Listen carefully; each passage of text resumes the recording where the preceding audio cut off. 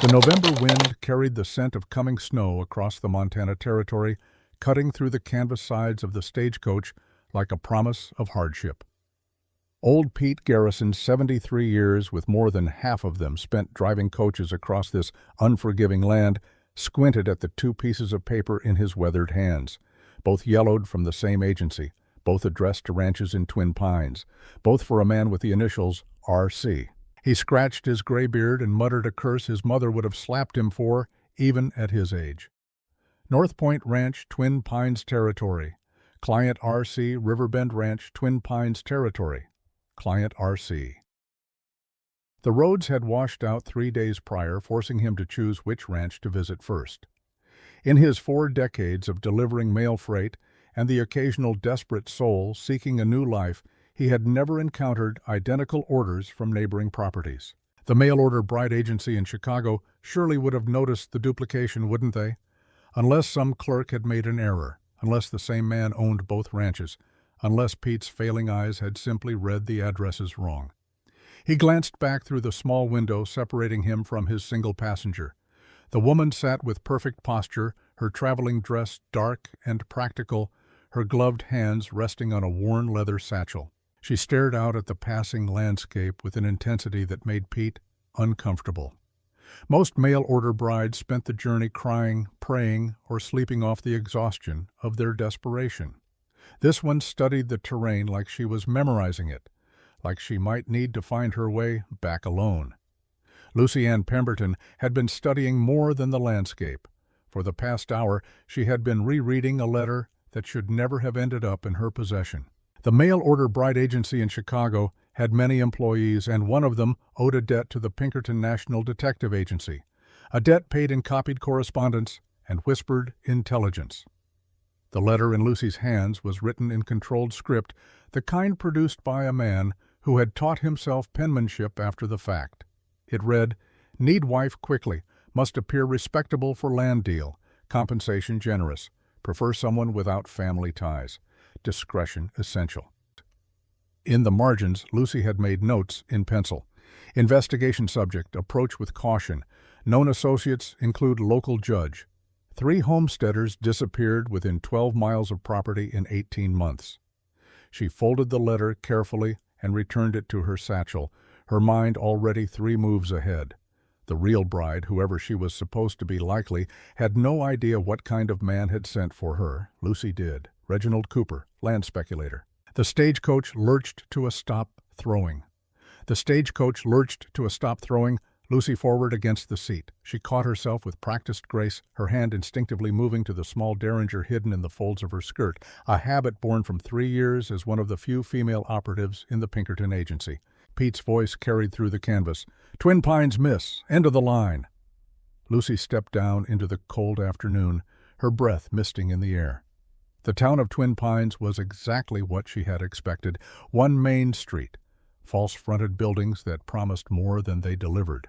A general store, a saloon, a church with peeling white paint, and a handful of houses scattered like afterthoughts. Population maybe 300 if you counted the surrounding ranches. 3 men stood near the hitching post outside the general store, their conversation dying the moment they saw her. A woman in a faded calico dress paused in sweeping the boardwalk, her broom stilling mid-stroke. News in a town like this traveled faster than the wind. "Miss Pemberton," Pete called down from his perch holding up a piece of paper, "says here you're headed to Riverbend Ranch, but the road's still washed out from the storm. Might be 3 days before it's passable. You could wait at the boarding house or—" He gestured toward a man loading supplies into a wagon 30 feet away. "That there's Roman Calhoun. His place North Point is just 4 miles west. He could give you a ride part way, seeing as how you'd be passing near enough." Lucy's trained eyes swept over Roman Calhoun in the space of 3 heartbeats. Tall, over 6 feet, with the kind of broad shoulders that came from years of physical labor rather than good fortune. Dark hair touched with premature gray at the temples. He moved with the efficient grace of someone who never wasted motion. His clothes were clean but worn, his boots repaired but well-maintained. A man who cared about his appearance but put function above fashion. Most importantly, he wore no wedding ring. The tan line on his left hand suggested he once had, but it had been gone long enough for the sun to even out the difference. This was not her target. Reginald Cooper was 42, according to his file, balding, and known to dress in expensive suits, even in ranch country. This man was younger, darker, harder around the edges. Before Lucy could respond, Pete made the decision for her. "Mr. Calhoun got a lady here bound for Riverbend, but road's no good. You headed back to North Point." Roman Calhoun turned his gray eyes, assessing Lucy with the same careful attention she had given him. For a moment something flickered across his face. Confusion, perhaps, or recognition of a situation spiraling beyond his control. "Riverbend?" he asked, his voice deep and measured. "Yes, sir." Pete continued, oblivious to the tension crackling in the air. "She's the bride old Cooper sent for.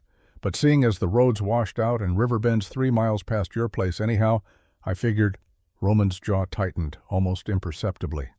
Lucy saw the calculation in his eyes. The quick glance toward the men still watching from the general store, the nearly invisible straightening of his spine. "I see," Roman said slowly.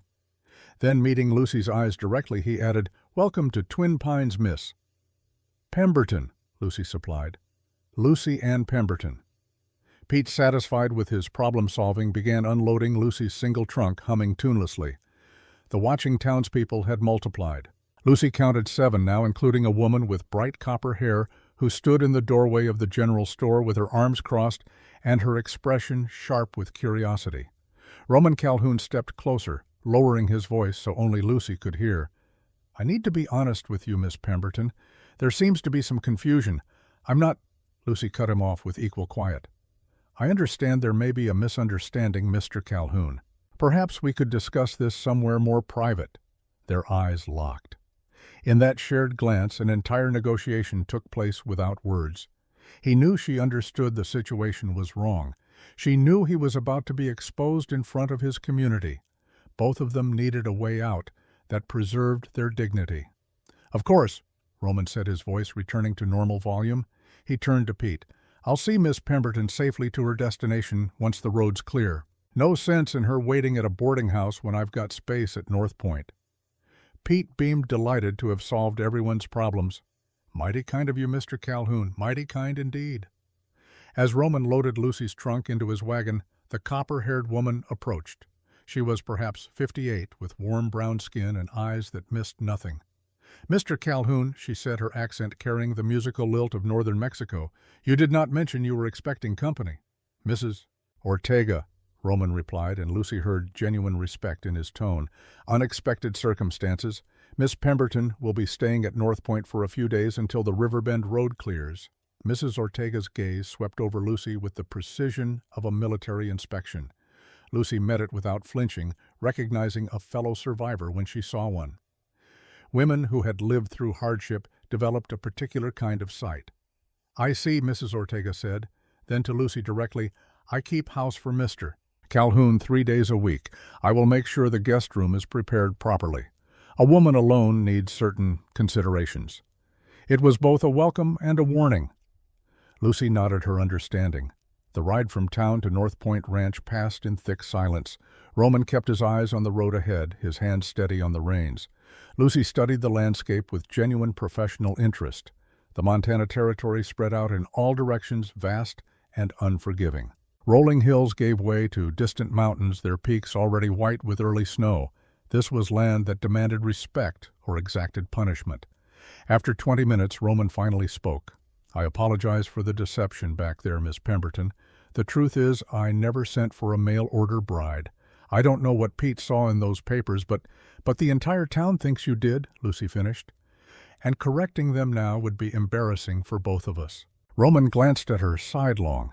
"You don't seem surprised." "I'm not easily surprised, Mr. Calhoun. Most women would be upset, finding themselves in the wrong place with the wrong man." Lucy allowed herself a small smile. "I didn't say I wasn't upset. I said I wasn't surprised. Life rarely goes according to plan. The question is what we do about it." Roman was quiet for a moment, the only sound the creak of the wagon and the steady clip of the horse's hooves. Then he said, "I can pay you for your time. Room and board for as long as you need until the road clears and you can get to wherever you're actually supposed to be going.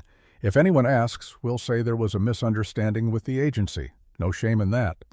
"That's generous," Lucy said carefully. "But I have to wonder, Mr. Calhoun, why you played along in the first place. A simple denial in town would have cleared up the confusion immediately." His hands tightened on the reins, the leather creaking. "Small towns have long memories, Miss Pemberton, and longer tongues. Sometimes the truth is more complicated than it appears." "I understand complicated," Lucy replied. They crested a small hill, and North Point Ranch came into view. Lucy had seen countless homesteads in her 3 years with the Pinkerton Agency. Most were barely more than Shack's optimistic claims on hostile land. North Point was different. The main house was solid timber construction, 2 stories with a covered porch that wrapped around 3 sides. The paint was faded, but intact. The barn was large and well-maintained, surrounded by corrals with straight fences, a chicken coop, a smokehouse, a root cellar with a new door. This was not the property of a desperate man. This was the work of someone who intended to stay. "You've built something good here," Lucy said, and meant it. "My father started it," Roman replied. "I've just tried not to ruin what he left me." He pulled the wagon to a stop in front of the house and climbed down, moving to help Lucy descend.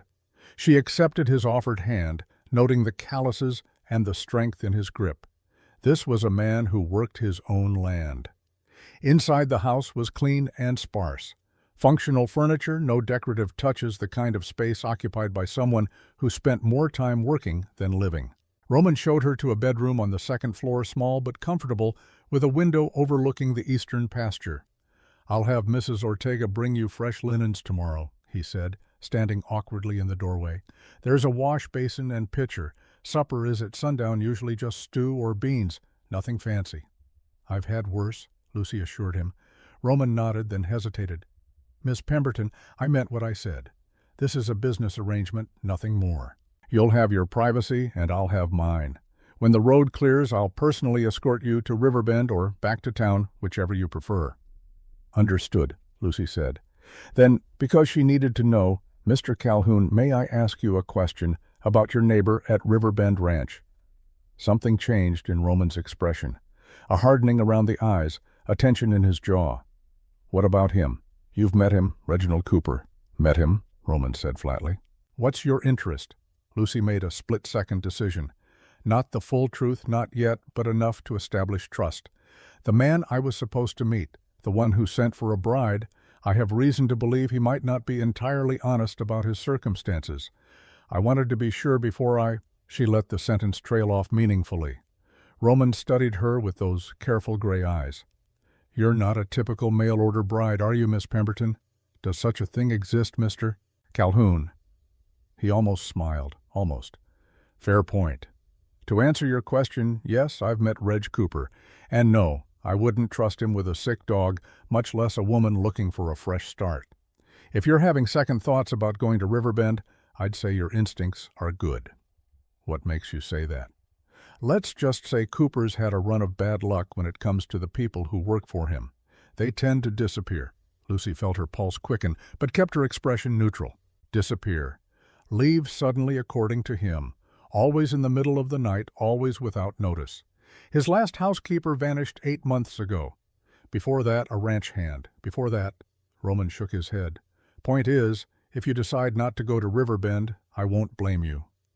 Before Lucy could respond, the sound of a wagon approaching drew Roman to the window. His posture went rigid. "That's Mrs. Ortega," he said. "Earlier than usual." They went downstairs together. Mrs. Ortega bustled in, carrying a basket of what smelled like fresh bread, her sharp eyes immediately finding Lucy. "I thought you might need supper that did not come from a bachelor's pantry," she announced. Then to Roman, "And we need to talk privately." Roman glanced at Lucy. "If you'll excuse us, Miss Pemberton." Lucy nodded and retreated upstairs, but she left her door slightly ajar. Her Pinkerton training had taught her that the most valuable intelligence often came from conversations people thought were private. Mrs. Ortega's voice carried up the stairs, low but intense. "That girl is not what she seems, Roman. I have eyes. She moves wrong for a mail-order bride. She watches everything like she is memorizing it. And she has calluses on her right hand here." A pause, presumably as Mrs. Ortega indicated a location. That is where someone who writes constantly gets them. Secretaries, clerks, people who document things. I know, Roman's voice replied. I noticed. And you let her stay anyway. She's not going to Riverbend. That's enough for me. Why, what do you care if some desperate woman makes a bad choice? A longer pause. Then Roman said, because bad choices regarding Reg Cooper tend to be permanent. Lucy heard the scrape of a chair, footsteps pacing. Mrs. Ortega spoke again, quieter now. You are still looking for Daniel. Every day. Roman mihijo, it has been 6 months. If your brother were alive, I would know. I would feel it. And until I have proof otherwise, I'm going to keep looking. Roman's voice held a tremor Lucy hadn't heard before. Daniel wouldn't just leave Elena. Not without a word. Not with his wedding to Margaret Riley 2 weeks away. Something happened to him. You think Cooper? I think Daniel was surveying land near Riverbend when he disappeared. I think he found something he shouldn't have. And I think if I can prove it, Sheriff Riley will have to investigate instead of writing it off as cold feet. Lucy's mind raced, connecting dots. Daniel Calhoun. Disappeared 6 months ago, near Riverbend Ranch. The same time frame as several of the incidents in her Pinkerton file on Reginald Cooper. She moved away from the door, her heart pounding. This changed everything. Roman Calhoun wasn't just a random rancher who had accidentally provided her cover. He was investigating the same man she was for personal reasons that went deeper than justice. The question was, could she trust him? And more importantly, could she afford not to? Lucy spent the rest of the evening in her room, ostensibly resting from the journey, but actually reviewing everything she knew about the Cooper case. The Pinkerton agency had been hired by a coalition of homesteaders who suspected organized cattle rustling. Simple enough on the surface. But as Lucy had dug deeper, the pattern had emerged. 5 homesteaders had disappeared over the past 2 years. All men, all with small land claims adjacent to or near Riverbend Ranch. All had refused offers to sell their property to Reginald Cooper.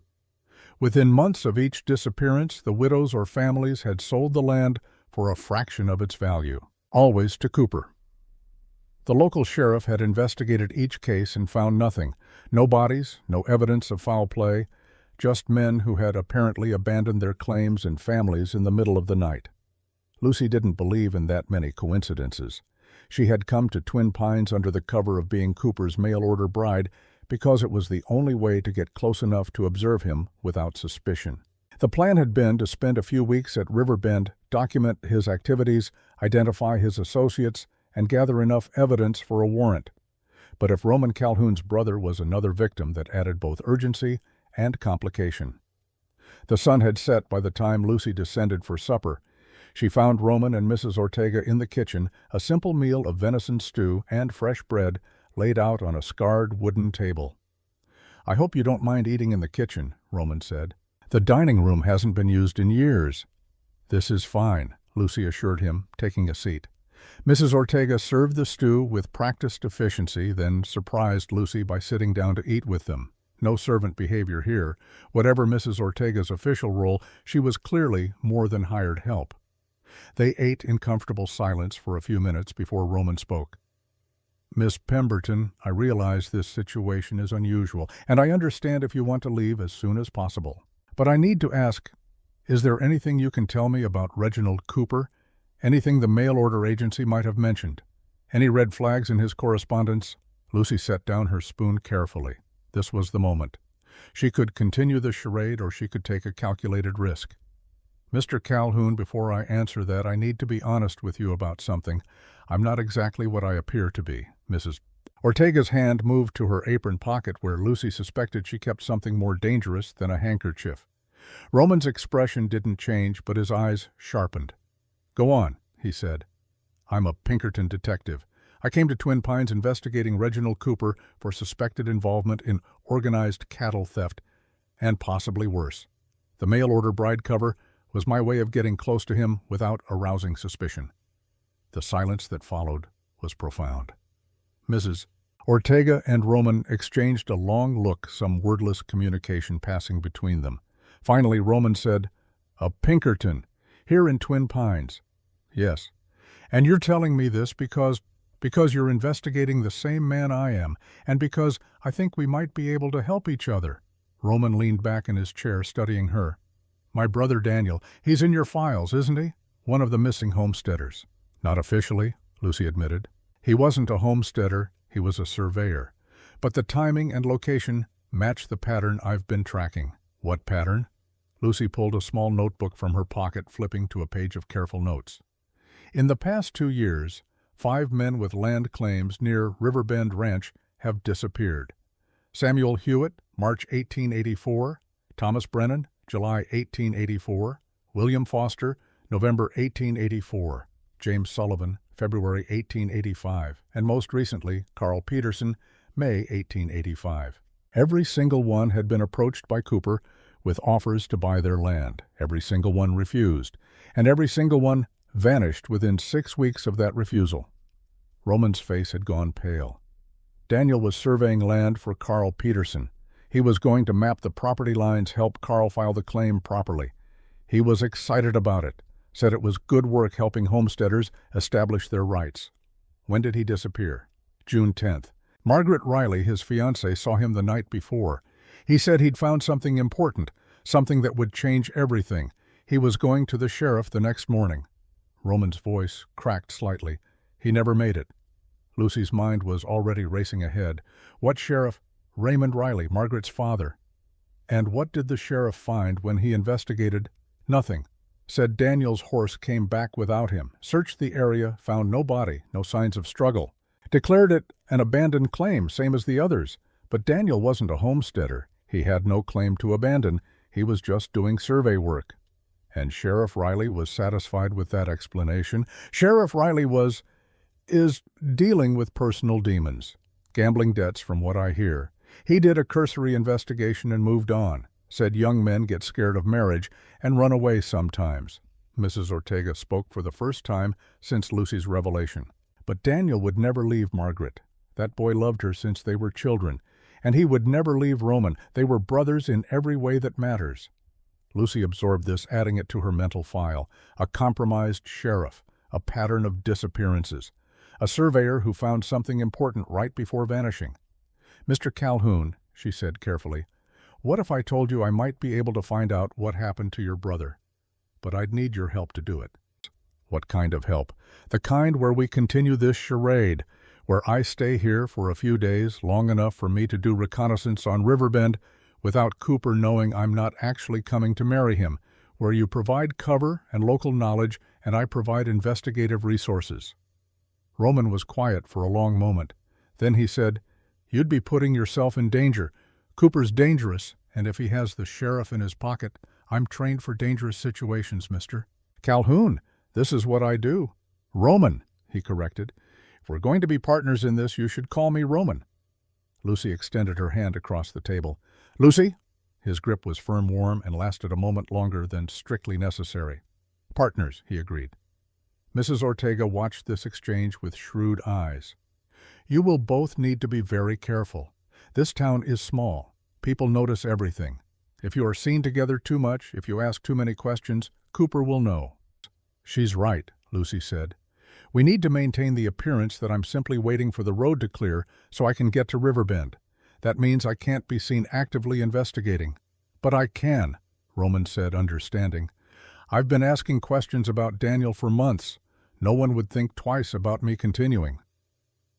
They spent the next hour planning. Lucy would stay at North Point for 3 days, establishing her presence in town as Roman's accidental house guest. During that time, she would make one reconnaissance trip to Riverbend under the pretense of a walk, observe what she could, and return. Roman would continue his normal routine but would press his sources in town for any new information about Daniel or Cooper's activities.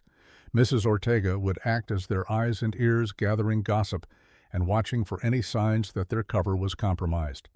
It was a simple plan. Too simple, Lucy thought, but sometimes simple was best. As the evening wore on and Mrs. Ortega prepared to leave, she pulled Lucy aside. "You care about finding this man's brother," the older woman said. It wasn't a question. "I care about justice," Lucy replied. "Justice is a cold word. It does not keep you warm at night. It does not make you risk your life for a stranger." Mrs. Ortega's eyes were sharp. Be careful, detective, not just of Cooper, but of your own heart. Roman Calhoun is a good man who has been hurt deeply. If you give him hope and then take it away—" "I won't make promises I can't keep," Lucy said firmly. "Good, because that man has already lost his brother. He cannot lose his faith in people, too." After Mrs. Ortega left, Lucy and Roman sat on the porch watching the stars emerge in the cold Montana sky. The silence between them was different now, no longer awkward, but weighted with shared purpose. "Can I ask you something?" Roman said eventually. "Of course." "Why did you really tell me the truth? You could have maintained your cover, used me as an unwitting accomplice, and I never would have known." Lucy considered the question honestly. "Because you deserve to know what happened to your brother, and because I learned a long time ago that the best investigations are built on truth, not more lies. Even when the truth is dangerous, especially then." Roman was quiet for a moment. Then he said, "Lucy, if we're going to do this, there's something else you should know. I'm not just looking for Daniel because he's my brother. I'm looking for him because I failed him once already. Our parents died when I was 22, and Daniel was 15. I became his guardian, his family. I was supposed to protect him, and when he needed me most, I didn't even know he was in danger." "You couldn't have known." "I should have." He was excited about that surveying job, but he was also nervous. Said something about the property lines didn't make sense. I told him he was overthinking it, told him to just do the work and get paid. I didn't listen. Roman's voice was rough with emotion. "So yes, I want to find out what happened to Daniel, but I also need to. I need to know if I could have prevented it." Lucy understood that kind of guilt. She carried her own version, the cases she'd solved too late, the victims she couldn't save. "We'll find the truth," she said quietly, "whatever it is." They sat in companionable silence until the cold drove them inside. Lucy lay awake long into the night, her mind too active for sleep. She thought about the investigation, about the pieces that didn't quite fit yet. She thought about Roman Calhoun and the quiet strength he carried, the grief he wore like a second skin. And she thought about tomorrow morning when she would take her first real look at Riverbend Ranch and the man who lived there. Reginald Cooper, land thief, possible murderer, a man who collected wives like other men collected livestock, using them until they were no longer useful and then discarding them. Lucy had dealt with dangerous men before, but this one felt different. This one was woven into the fabric of the community, protected by a compromised sheriff and a corrupt judge. This one had already taken too much from too many people. She would need to be careful, patient, precise. But she would also be relentless. Because somewhere out there 6 men were missing, and Lucy Ann Pemberton Pinkerton, detective, intended to find out why. The next morning dawned clear and cold.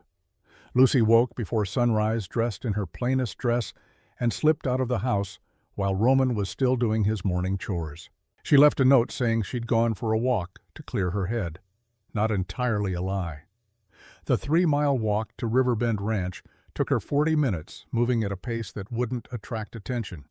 She stayed off the main road, using the fence lines and natural terrain as cover. Her Pinkerton training included basic fieldcraft, and she used it now. Riverbend came into view just after full sunrise. It was larger than North Point, more ostentatious. A 2-story house with fresh white paint and green shutters, a barn that looked new with gleaming hardware, corrals filled with quality horses. Everything spoke of money and success. But Lucy had learned to look past the surface. She found a vantage point on a low hill about 200 yards from the main house, screened by a stand of pine trees. From there she could observe without being seen. For the next hour she watched and took mental notes. Reginald Cooper emerged at 7:15, immaculately dressed even at this early hour. He was exactly as described in the Pinkerton files. Mid-40s, average height, balding, with the kind of soft face that suggested he'd never done a day of manual labor. But Lucy noticed the way the ranch hands jumped when he called, the fearful deference in their movements. A woman appeared on the porch briefly. Tall, dark-haired, elegant, even in a simple day dress. She didn't interact with Cooper, simply stood watching him with an expression Lucy couldn't read from this distance. Then she retreated inside, moving like someone who had learned to make herself invisible. That would be Vivian, Lucy thought, described in local gossip as Cooper's sister, though Lucy's instincts said otherwise. At 8 o'clock a wagon arrived. 2 men climbed down, both wearing the kind of clothes that suggested they worked indoors rather than outdoors. They spoke with Cooper for several minutes, their body language suggesting a business transaction. Cooper pulled out a thick envelope and handed it over. The men left. Interesting. Lucy was about to retreat when she heard hoofbeats approaching from behind. She dropped low, pressing herself against the trunk of a large pine tree. The rider passed within 20 feet of her position, close enough for Lucy to see his face, young, maybe 30, with deputy star pinned to his vest. He rode straight to the Riverbend house and dismounted, calling for Cooper. Lucy couldn't hear the conversation, but she could see Cooper's welcoming gesture, the way he clasped the deputy's shoulder like an old friend. They went inside together, a sheriff's deputy making social calls at dawn, another piece of the puzzle. Lucy carefully made her way back to North Point, her mind cataloging everything she'd observed. When she arrived, she found Roman waiting on the porch, concern evident on his face. "I was about to come looking for you," he said. "I told you I was going for a walk. For 2 hours in this cold, I needed to see Riverbend for myself." Roman ushered her inside, where Mrs. Ortega was already preparing breakfast. The older woman took one look at Lucy's face and poured her a cup of hot coffee without comment. "What did you see?" Roman asked. Lucy told them everything. Cooper's routine. The mysterious visitors, the woman on the porch, the deputy's visit. "That would be Samuel Cross," Roman said grimly, "deputy to Sheriff Riley. He's young, ambitious, and from what I hear, significantly in debt to Cooper. Gambling losses." "So Cooper owns the deputy and possibly the sheriff," Lucy said. "That's how he stayed untouchable." "There's more," Mrs. Ortega said quietly. She was stirring something on the stove, her back to them, but her voice carried weight. "The woman you saw. That is Vivian Cooper. She came to Twin Pines 3 years ago. She never leaves the ranch. Some say she is Reginald's sister. Some say his wife. No one knows for certain because no one has spoken to her in more than a year." "What happened a year ago?" Lucy asked. "The last housekeeper disappeared, a woman named Sarah Yates. She and Vivian had become friends from what little anyone saw. They would sit on that porch together talking. Then one day, Sarah was simply gone. Reginald said she had left in the night, returned to St. Louis, but her trunk was still at the boarding house in town. Her wages were never collected." Lucy felt a chill that had nothing to do with the temperature. "How many housekeepers has Cooper employed in the past 3 years?" Mrs. Ortega turned to face her. "4. All disappeared, all young women without family, like the men without land, people that no one would miss." The pattern was clear now, and it was worse than Lucy had imagined. Cooper wasn't just stealing land. He was eliminating witnesses and obstacles with systematic efficiency. Before Lucy could respond, they heard the sound of a horse approaching at speed. Roman moved to the window, his hand instinctively going to the rifle mounted above the door. "It's Eugene Birch, the postmaster."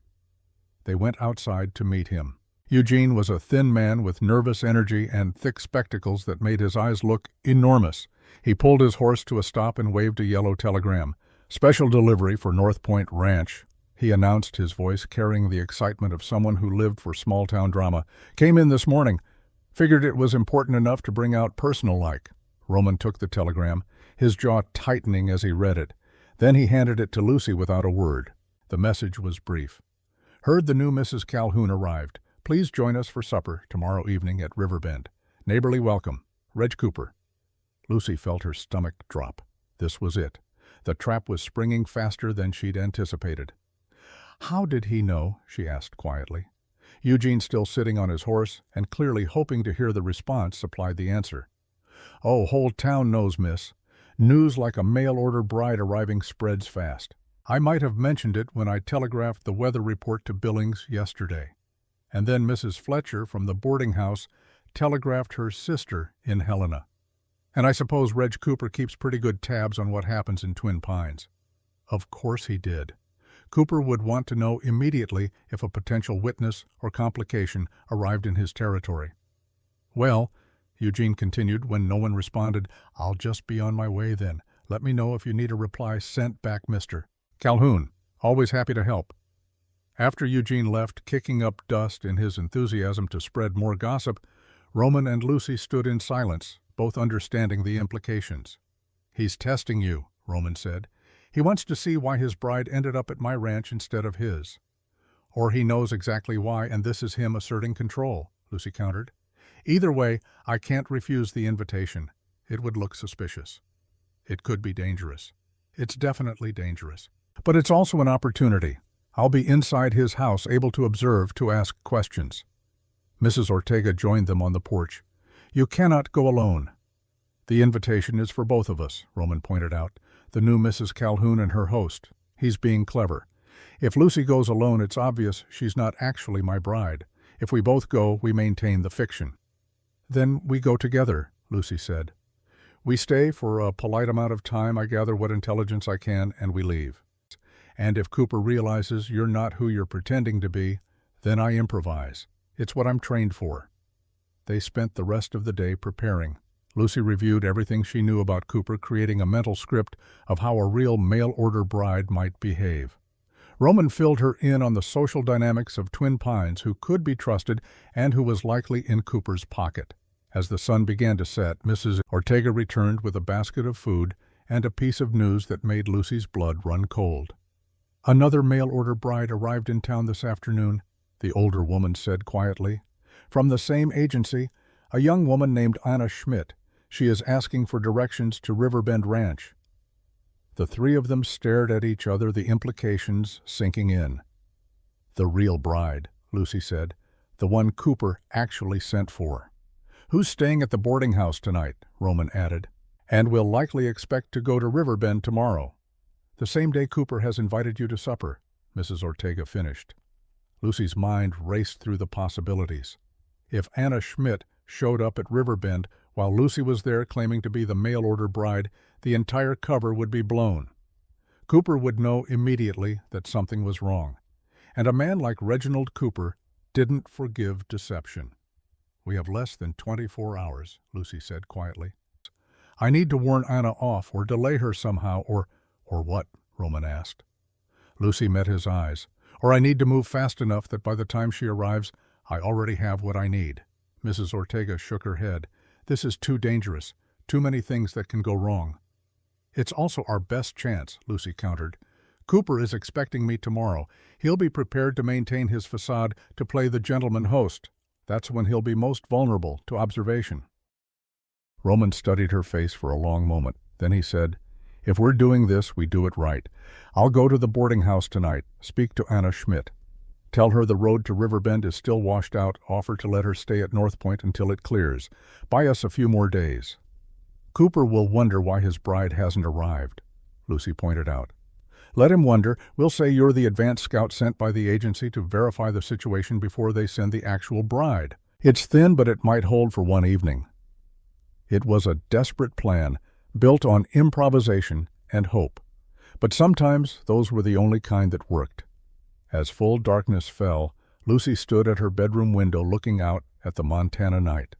Somewhere out there, Reginald Cooper was preparing for tomorrow's supper. Perhaps congratulating himself on controlling the situation. Perhaps planning his next move in whatever long game he was playing. He didn't know that Lucy Ann Pemberton was not a mail-order bride seeking a fresh start. He didn't know she was a Pinkerton detective with 3 years of training and a personal commitment to finding missing people. And he didn't know that sometimes the wrong bride in the wrong place could turn out to be exactly the right person at exactly the right time. Tomorrow she would walk into his house. She would smile and nod and play her role. And she would watch everything, remember everything, document everything, because somewhere in that house, or on that ranch, or in Cooper's carefully maintained facade, there was a crack, a weakness, a mistake. And Lucy intended to find it.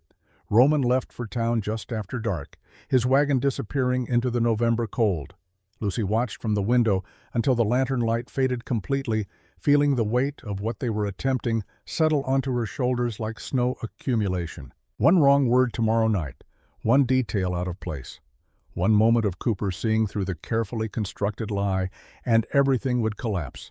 She turned from the window to find Mrs. Ortega standing in the doorway, holding a dress Lucy had never seen before. "You cannot wear traveling clothes to supper at Riverbend," the older woman said, laying the garment across the bed. "This belonged to my daughter. She was about your size." The dress was beautiful. Deep blue wool with black piping at the collar and cuffs modest but elegant.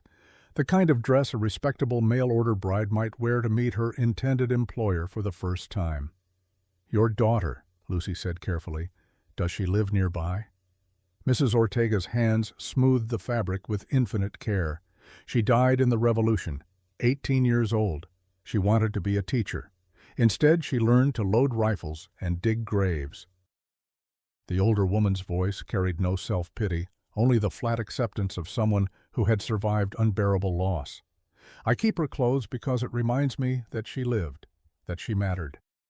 Lucy felt something twist in her chest. "Mrs. Ortega, I can't—" "You can. You will, because you are going into danger tomorrow, and you will wear armor." She met Lucy's eyes. "Even if that armor is just a dead girl's dress and the memory of why we fight." They stood in silence for a moment, two women who understood that survival sometimes required carrying the weight of those who didn't survive. "Why do you help, Roman?" Lucy asked quietly. "You could work anywhere, for anyone. Why stay here?" "Because when I came to this territory 7 years ago, I had nothing. No family, no references, no English worth speaking. Roman's father hired me anyway, taught me the language, treated me like a person, not property." Ortega's weathered hands never stopped moving, adjusting the dress, smoothing invisible wrinkles. "When his father died, Roman could have sent me away. Instead, he raised my pay, said the ranch needed me, but what he meant was that he needed someone who remembered his father, someone who knew grief. And now he's grieving his brother. Yes, and I will not let that grief destroy him. So if you are truly here to help Detective, then help. But if you are using him, using his pain to solve your case," Mrs. Ortega's eyes hardened, "then I will make sure you regret it. I have survived revolution and loss and poverty. One Pinkerton detective does not frighten me." Lucy nodded slowly. "I understand. And for what it's worth, I'm not using him. We're helping each other." "Good. Then tomorrow you will wear my daughter's dress, and you will come back alive, because I have buried enough children." Roman returned near midnight, his face grim. Lucy met him in the kitchen where Mrs. Ortega had kept coffee warm despite the hour. "Anna Schmidt agreed to stay here," Roman said, accepting the cup Mrs. Ortega poured. "She's frightened, barely speaks English, came all the way from Bavaria on the promise of a better life, and now she's stranded in a strange town with winter coming." "What did you tell her?" Lucy asked. "The truth, that the man who sent for her is dangerous, that she shouldn't go to Riverbend under any circumstances, that I'd help her find other arrangements or pay her passage back to New York if she wanted." He rubbed his face tiredly. "She cried for an hour, said she had no home to return to, that she'd burned every bridge to come here." Lucy felt the familiar weight of collateral damage. Every investigation created ripples that touched innocent lives. "She can stay at North Point as long as she needs," Lucy said. "After we expose Cooper, she'll be free to make her own choices without his shadow hanging over her." "If we expose him," Roman corrected. "We're building a case on disappeared people and circumstantial evidence. Without bodies, without witnesses willing to testify, Cooper walks free." "Then we find the bodies," Lucy said quietly, "or we find someone brave enough to talk. Tomorrow night is just reconnaissance. I'm looking for something, anything that gives us leverage." They sat in silence, drinking coffee that had gone bitter from sitting too long. Outside, the wind picked up, rattling the windows like restless spirits. "Roman," Lucy said eventually, "what was your brother really like?" He looked surprised by the question. Most people avoided speaking of the dead as if silence could somehow lessen the pain. "Daniel was—" Roman paused, searching for words. "He was the opposite of me in every way that mattered. I'm practical. He was idealistic. I see obstacles. He saw possibilities. Our father used to joke that God made 2 sons so we'd balance each other out." "You loved him." "Love him. Present tense. Because until I see a body, until I know for certain he's still my brother who needs help." Roman's jaw tightened. "That's why I keep searching. Not because I think I'll find him alive, but because giving up feels like killing him myself." Lucy understood that kind of desperate hope. She'd seen it in families of missing people throughout her career. The refusal to accept the probable truth because acceptance meant admitting you'd failed to save someone you loved. "Tomorrow night," she said firmly, "we're going to find answers, whatever they are." The next day passed with agonizing slowness. Lucy spent the morning reviewing her cover story until every detail felt natural. Roman worked the ranch with unusual intensity, burning off nervous energy through physical labor. Mrs. Ortega prepared food. No one ate her own way of managing anxiety. Anna Schmidt arrived in the early afternoon, brought by Roman in his wagon. She was younger than Lucy expected, maybe 23, with blonde hair braided so tightly it looked painful. Her eyes were red from crying, her hands never stopped moving, and she flinched at sudden sounds. Lucy's detective instincts cataloged the behavior immediately. This was not a woman fleeing poverty. This was a woman fleeing something specific and terrifying. "Miss Schmidt," Lucy said gently in German, one of 4 languages the Pinkerton agency had required her to learn. "You're safe here. No one will hurt you." Anna's head snapped up, shock evident on her face. "You speak German. Enough to help. Why don't you tell me why you really came to Montana?" The story that emerged over the next hour confirmed Lucy's suspicions. Anna had not answered a mail-order bride advertisement out of romance or even desperation. She'd been sold. Her father, deep in debt to men who made their living through intimidation, had accepted payment from an American agent. Anna's consent had been irrelevant. "They said I would work as a housekeeper," Anna whispered. "That after 2 years my father's debt would be forgiven and I could choose to stay or return home. They said it was legal, proper." "It's not legal," Lucy said quietly. "It's trafficking. And the man who arranged it is the same man I'm investigating." Anna's face went even paler. "Then I have made you all targets. If he knows I told you, he won't know. You're going to stay here safe while we deal with Cooper. And then we're going to make sure your father's debts are erased and you can go home if you want, or stay here on your own terms."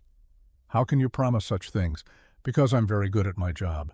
And by the time the sun began its descent toward the western mountains, Lucy was dressed in Mrs. Ortega's daughter's blue dress, her hair pinned in a style that suggested respectability without vanity. She looked like exactly what she was pretending to be, a woman of limited means, seeking security through practical arrangement.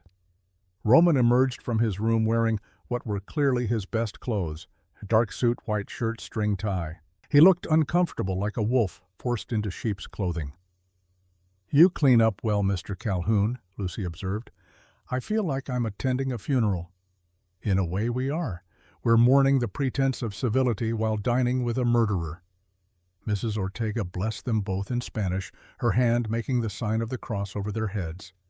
Anna watched from the kitchen doorway, her face tight with worry. "If you're not back by midnight," Mrs. Ortega said, "I'm sending Deputy Cross."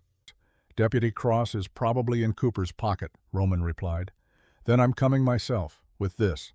She pulled a very illegal sawed-off shotgun from beneath her apron. "Revolution taught me many things. One is that evil men understand only one language." The ride to Riverbend took 30 minutes, following the road that had supposedly been too washed out for travel. It was rough but passable, which meant Cooper had been lying about the road conditions from the start. He'd wanted Anna isolated, dependent, without options. "Remember," Lucy said as they approached the ranch, "I'm a mail-order bride who got nervous and went to the wrong ranch. You're the kind neighbor helping me correct my mistake." We're both slightly embarrassed by the confusion, but grateful for Cooper's understanding. And if he asks why you're just now showing up at his door, I'll say I needed a few days to gather my courage. That I've never been west before and everything frightened me. Men like Cooper enjoy fear. It makes them feel powerful. Roman's hands tightened on the reins. "I don't like you walking into this." "I know, but it's necessary." Riverbend Ranch looked even more impressive up close. The house gleamed white in the fading light, every window glowing with expensive lamp oil. The barn and outbuildings were immaculate, the corrals filled with horses that probably cost more than most homesteaders made in a year. This was the facade Cooper showed the world: success, respectability. The American dream realized through hard work and clever business. But Lucy had learned to look past facades, and what she saw here was a monument built on stolen land and disappeared lives. Cooper himself emerged before they'd even stopped the wagon. He was exactly as Lucy had observed from a distance, mid-40s, balding, soft-featured, wearing a suit that cost more than most men earned in 3 months. His smile was practiced warm, designed to put visitors at ease. "Mr. Calhoun?" He called out, his voice carrying the hearty bonhomie of a natural politician. "And you must be Miss Pemberton. Welcome, welcome. I was beginning to worry about you." Lucy allowed Roman to help her down from the wagon, playing the role of a woman unaccustomed to such courtesy. "I apologize for the confusion, Mr. Cooper. I'm afraid there was a misunderstanding with the delivery. When I realized I'd gone to the wrong ranch, I was too mortified to correct the mistake immediately." "Perfectly understandable," Cooper assured her, taking her hand with practiced gentility. "These things happen. The important thing is you're here now. Please come in. My sister is eager to meet you." "Sister." The lie slid off his tongue as easily as breathing. Inside the house was as opulent as the exterior promised. Thick carpets, wallpaper with elaborate patterns, furniture that had been shipped from back east at considerable expense. Every surface proclaimed wealth and taste. But Lucy noticed other things too. The windows had locks on the inside, unusual for a ranch house. The walls were thick, sound-dampened. The hallways were arranged so that you couldn't see from one room to another, creating pockets of isolation. This was a house designed for control. Vivian Cooper appeared at the top of the stairs, moving with the careful grace of someone who had learned to make herself unobtrusive. She was perhaps 35, tall and slender, with dark hair pulled back severely. Her dress was expensive but conservative, her jewelry minimal. But her eyes held the kind of awareness that came from constant vigilance. "Vivian," Cooper said with false warmth, "come meet our guests, Miss Lucy Pemberton and our neighbor, Mr. Roman Calhoun." Vivian descended the stairs, her hand trailing along the banister. When she reached the bottom, she offered Lucy a smile that didn't reach her eyes. "Miss Pemberton, how unexpected." The word choice was deliberate, not lovely, not wonderful, unexpected. Lucy felt a chill of recognition. This woman knew. Somehow Vivian Cooper knew that Lucy was not what she appeared to be. The question was whether she would expose the lie or allow it to continue. Dinner was served in a formal dining room that could have seated 20 but held only 4. A Mexican woman, silent and efficient, brought course after course. Venison roasted to perfection. Fresh vegetables somehow preserved through early winter. Wine that must have cost a fortune to ship. Cooper dominated the conversation with practiced ease, asking Lucy carefully calculated questions about her journey, her background, her expectations. Lucy had prepared for this offering a story built on half-truths and strategic omissions. "My family was in Boston," she said, which was true. Her parents had lived there before they died. "But after certain disappointments, I decided a fresh start was necessary." "Disappointments in love?" Cooper asked with false sympathy. "Disappointments in trust. I learned that not all men are what they present themselves to be." Cooper's smile never wavered, but Lucy saw something flicker in his eyes. Recognition, perhaps, of a kindred deceiver. Across the table, Roman ate in silence, playing his role of uncomfortable chaperone. But Lucy could feel his attention, the way he tracked every word, every gesture. Vivian said almost nothing, pushing food around her plate with mechanical precision. But twice Lucy caught her staring with an intensity that felt like a physical touch. After the main course, Cooper suggested the men retire to his study for brandy, while the ladies became acquainted. It was a transparent attempt to separate Lucy from Roman, to observe her behavior without protection. Actually, Vivian said, her first voluntary contribution to the evening, "I'd prefer if we all moved to the parlor. I find these old customs of separating by gender quite tedious." Cooper's jaw tightened almost imperceptibly. "Of course, dear sister, whatever you prefer." But it wasn't preference. It was intervention. Vivian was protecting Lucy, though. Why remained unclear. In the parlor, Judge Horace Blackburn waited, rising from a wing-backed chair as they entered. He was exactly as Lucy's research had described, distinguished, gray-haired, wearing his authority like armor. "Ah, Cooper," the judge said warmly, "you didn't mention you were entertaining tonight." "Unexpected pleasure," Cooper replied smoothly. Judge Blackburn, may I present Miss Lucy Pemberton and Mr. Roman Calhoun. Miss Pemberton has recently arrived from Boston. The judge's eyes sharpened with interest. Boston. Lovely city. What part? Lucy had anticipated this. Powerful men like to test a probe to establish dominance through superior knowledge. Beacon Hill originally, she said, naming a neighborhood wealthy enough to be impressive but large enough to be vague. Though my family's circumstances changed significantly in recent years. I see. And you've come west seeking better fortune. I've come west seeking honest work and peace of mind. Fortune would be a bonus. Blackburn chuckled, the sound oily and false. Well said, my dear, well said.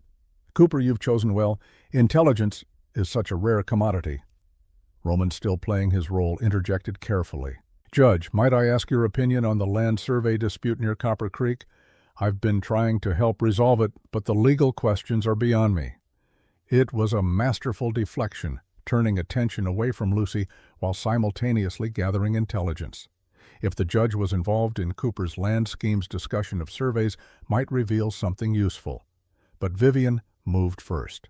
Miss Pemberton, she said quietly, would you care to see the house? I'm sure the men's discussion of property law will bore you terribly.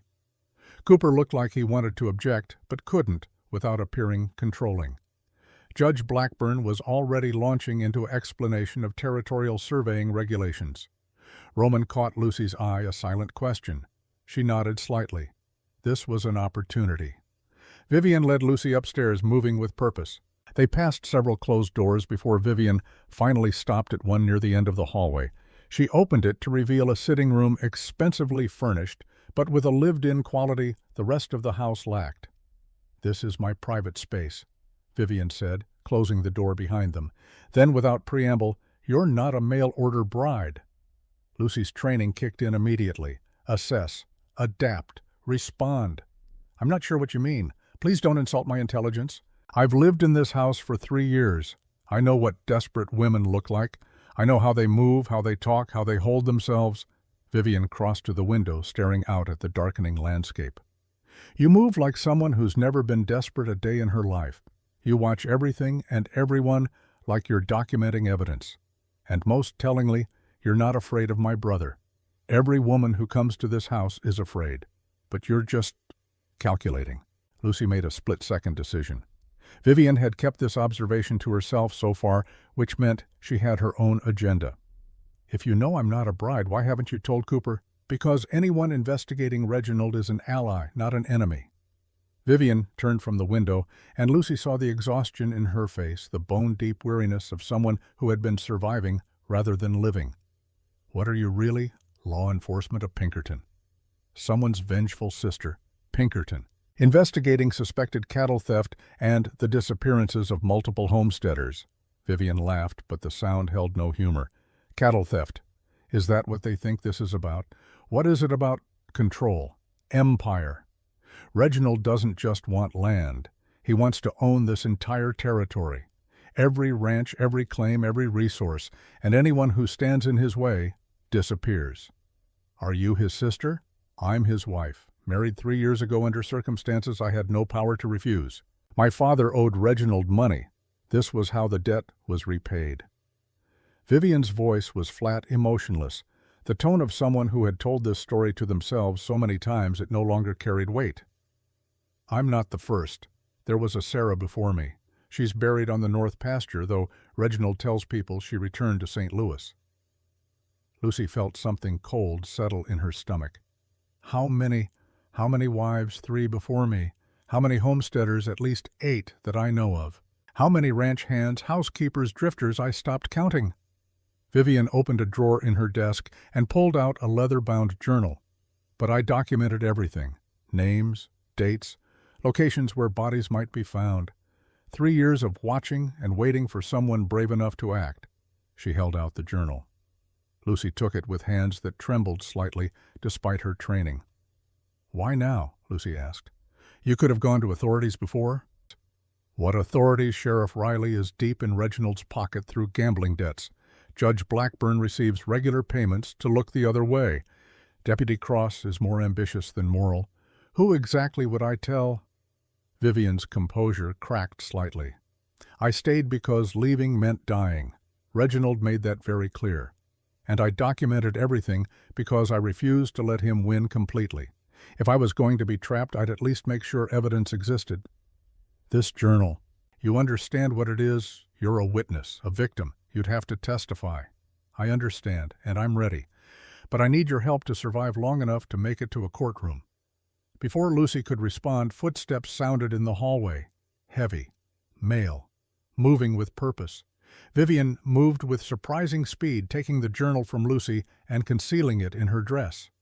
Act like I'm showing you the house. Smile. Laugh if you can manage it. The door opened without a knock. Cooper stood in the doorway, his expression pleasant but his eyes sharp. Ladies keeping secrets. Just girl talk, Vivian said smoothly. Miss Pemberton was admiring the curtains. They're from Paris, you know. I do know. I paid for them. Cooper's smile was fixed, artificial. Miss Pemberton, I hate to cut the evening short, but a business matter has come up that requires my immediate attention. Perhaps we could arrange another visit soon, under less hurried circumstances. It wasn't a suggestion. It was a dismissal. Lucy and Roman were back in the wagon 10 minutes later, rolling away from Riverbend under a sky heavy with unborn snow. Neither spoke until the lights of the ranch disappeared behind them. Did you learn anything useful? Roman finally asked. Lucy thought about the journal hidden in Vivian's dress, about the casual mention of bodies buried on the north pasture, about 3 years of documented crimes waiting for someone with the courage to act. Yes, she said quietly. I learned we're going to need more than evidence. We're going to need a miracle. They arrived back at North Point to find Mrs. Ortega and Anna waiting anxiously in the kitchen. Coffee had been kept warm. Bread had been sliced. The rituals of comfort offered through the only means available. Lucy told them everything. Vivian's revelation, the journal, the buried wives, the systematic elimination of obstacles. Roman's face grew progressively grimmer. Mrs. Ortega's hands clenched into fists, and Anna wept quietly. So we have a witness, Roman said when Lucy finished. That's something. A witness trapped in her abuser's house, watched constantly, unable to escape. That's also something. Lucy rubbed her face tiredly. We need to get Vivian out, and we need that journal. How? Mrs. Ortega demanded. You cannot simply walk up and take her. Cooper has men. He has weapons. He has the law on his side. Then we don't do it during the day. We do it at night. We plan it carefully. And we do it soon before Cooper realizes Vivian talked to me. That's suicide, Roman said flatly. It's the job. This is what I do, Roman. I find people who need help, and I help them, even when it's dangerous, especially when it's dangerous. They argued for another hour, voices rising and falling with frustration and fear. But eventually, a plan emerged. Rough, risky, built on hope and desperation in equal measure. The town's Thanksgiving celebration was in 3 days. Everyone would attend, including Cooper and his household, except Vivian, who never left the ranch. That would be the moment. While the town was distracted, while Cooper's men were fewer, they would break into Riverbend, get the journal, and extract Vivian. It was, Lucy admitted privately, a terrible plan, but it was the only plan they had. The next 2 days passed in tense preparation. Roman taught Lucy the layout of his ranch, the locations of weapons, the fastest routes to town. Mrs. Ortega gathered supplies, preparing for the possibility they'd need to hide Vivian or run. Anna surprisingly proved useful with needlework altering clothes to create disguises. But underneath the activity, tension built like pressure before a storm. On the second evening, while Roman was checking the barn, Lucy found herself alone with Mrs. Ortega in the kitchen. You care for him, the older woman said without preamble. Lucy didn't bother denying it. It's not relevant. Everything is relevant when you might die tomorrow. Tell me, detective, if you survive this, what happens? You return to Chicago, back to your cases and your Pinkerton life. That's the plan. Plans change. I had a plan once. Revolution was supposed to be brief. My family was supposed to survive. We were supposed to have a future. Mrs. Ortega's hands never stopped moving, kneading dough with methodical violence. But revolution consumed everything, and when I survived, I had to decide what to do with a life I never expected to have. What did you decide? that survival means nothing if you don't build something with it. I could have stayed bitter, stayed broken. Instead, I found purpose here, found family. Sometimes the life you get is not the life you planned, detective, but it can still be a good life. Lucy had no answer to that. She'd spent 3 years solving other people's problems, finding other people's missing loved ones, bringing other people's criminals to justice. She'd never stopped to ask what she wanted for herself. She was spared from further introspection by Margaret Riley's unexpected arrival. Daniel's former fiancée came just after sunset, her face tight with determination. She was 25, blonde, wearing the practical clothes of a schoolteacher who had walked 4 miles rather than waste money on a wagon. "Mr. Calhoun," she said, when Roman emerged from the barn, "I need to speak with you. About Daniel." They gathered in the kitchen again, the only warm room in the house. Margaret accepted coffee with shaking hands and launched into her story without preamble. "I've been going through Daniel's things. I couldn't before. It hurt too much. But after you started asking questions around town, after people started talking about Cooper again, I forced myself." She pulled a folded paper from her pocket. "I found this hidden in his surveying equipment." He'd drawn a map. The map showed the area around Riverbend Ranch in meticulous detail. But what caught Lucy's attention were the marks. Small X's scattered across what appeared to be Cooper's north pasture, 6 of them. "Daniel was documenting something," Margaret said.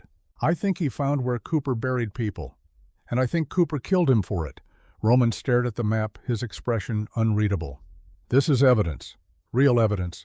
We need to take this to the sheriff." "Sheriff Riley won't act," Lucy said. "He's compromised, but federal marshals will. If we can recover that journal from Vivian and connect it to this map, we have enough for a warrant." "Then we need to move faster," Roman said.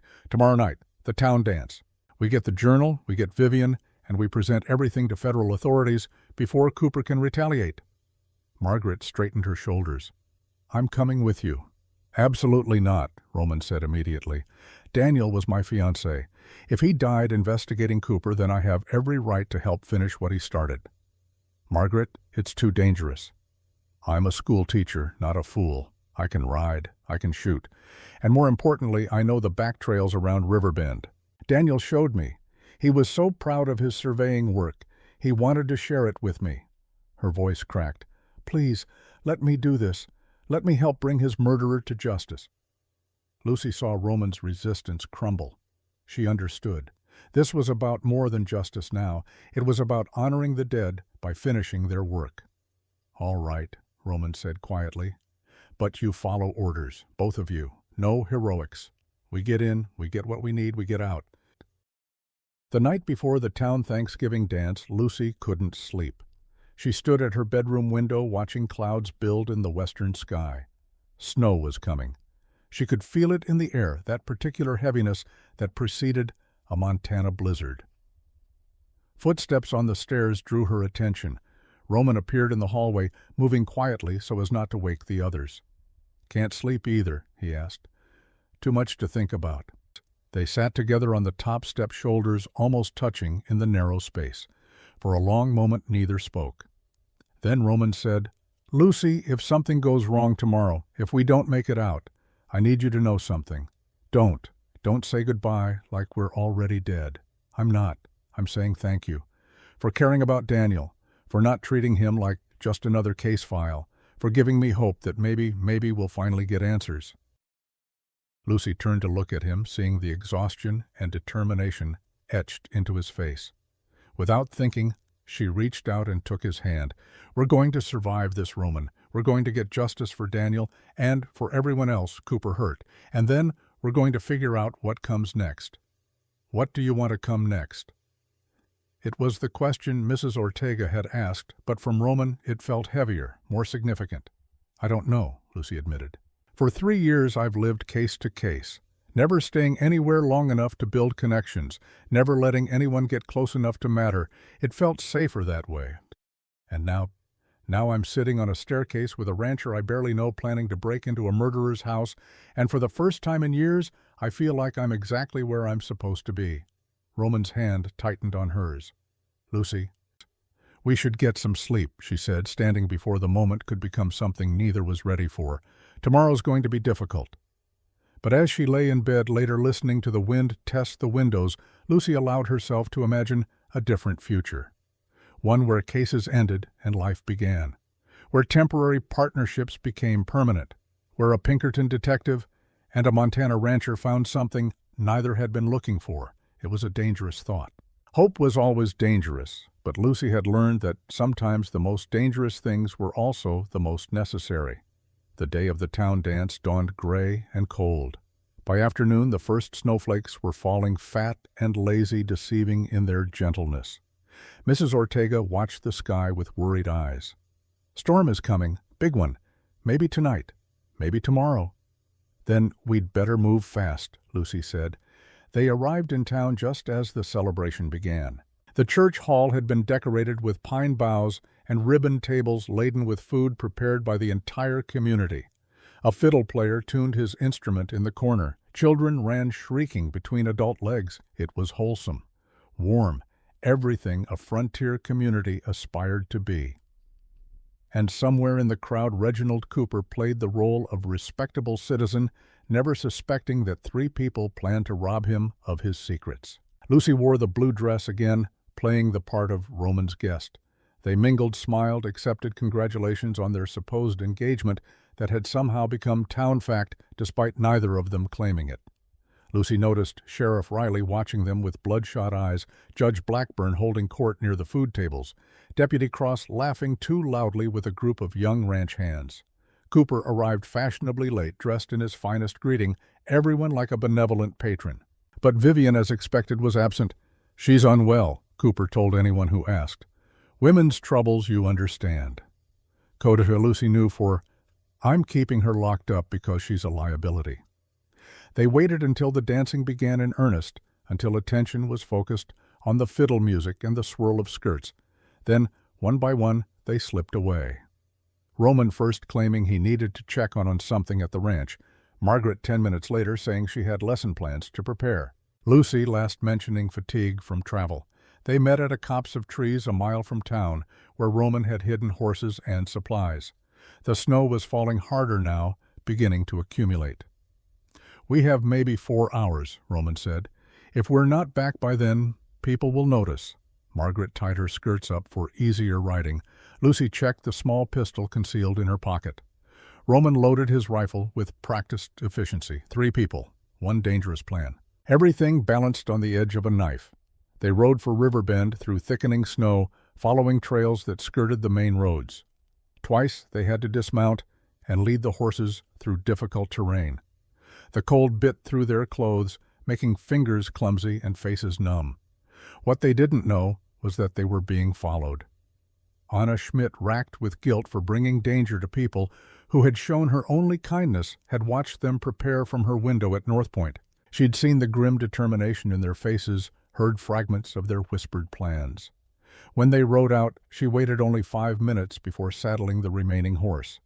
Her English was poor, but her resolve was iron-forged. She would not hide while others fought the monster who had tried to claim her. She followed at a distance, using the tracks in fresh snow as her guide, her heart pounding with fear and purpose in equal measure. Finally, Riverbend appeared through the white curtain of snow. The house showed lights in only a few windows. Cooper's men would be at the dance or in the bunkhouse, numbers reduced by the holiday. "Remember," Lucy whispered as they tied the horses in a sheltered ravine. "We're looking for Vivian first, the journal second. No unnecessary risks. If something goes wrong, we scatter and meet back at North Point." But as they crept toward the house, moving from shadow to shadow, Lucy felt the weight of too many unknowns. How many men had Cooper left behind? Where exactly was Vivian? Would she even cooperate, or had she changed her mind about escaping? Roman pointed to a side door, servant's entrance. He'd been here before, knew the layout from social calls back when Cooper first arrived in Twin Pines. They moved in single file, Roman first, then Lucy, then Margaret, bringing up the rear. The door was locked, but old. Roman worked at it with a thin piece of metal face, tight with concentration. After what felt like hours, but was probably seconds, something clicked. They were in. The interior was dark, lit only by a single lamp in the front hallway. Lucy's eyes adjusted slowly, picking out furniture shapes, doorways, the stairs leading to the second floor. Everything felt too quiet, too empty, too much like a trap. "Something's wrong," she breathed, but Roman was already moving forward. Then a voice from above, calm and expected. "Looking for me." They looked up to see Vivian standing at the top of the stairs, still dressed as if for company, but holding a carpetbag. She descended quickly, efficiently, like someone who had been waiting. "I heard the town was having a celebration," Vivian said quietly. "I knew you'd come tonight, so I prepared." "Where are Cooper's men?" Roman asked. "Two in the bunkhouse, both deep into a bottle of whiskey. I left them. The rest are in town. We have time, but not much." Lucy felt relief flood through her. "The journal." Vivian patted the carpetbag. "Everything. 3 years of documentation, names, dates, locations. It's all here." "Then let's move," Roman urged.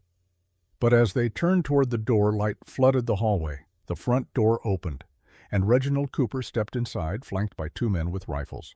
"Going somewhere, darling?" he asked Vivian, his voice pleasant. Then to Lucy and Roman, "And you've brought friends. How delightful."